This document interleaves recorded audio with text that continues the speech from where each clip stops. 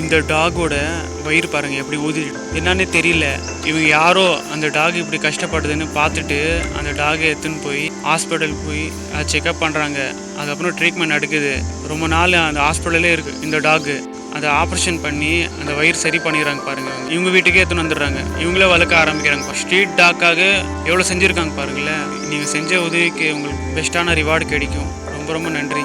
இந்த வீடியோவை லைக் பண்ணுங்கள், ஷேர் பண்ணுங்கள், சேனலை சப்ஸ்கிரைப் பண்ணுங்கள். ஃபேஸ்புக்கில் பார்க்குறீங்கன்னா ஃபாலோ பண்ணுங்கள்.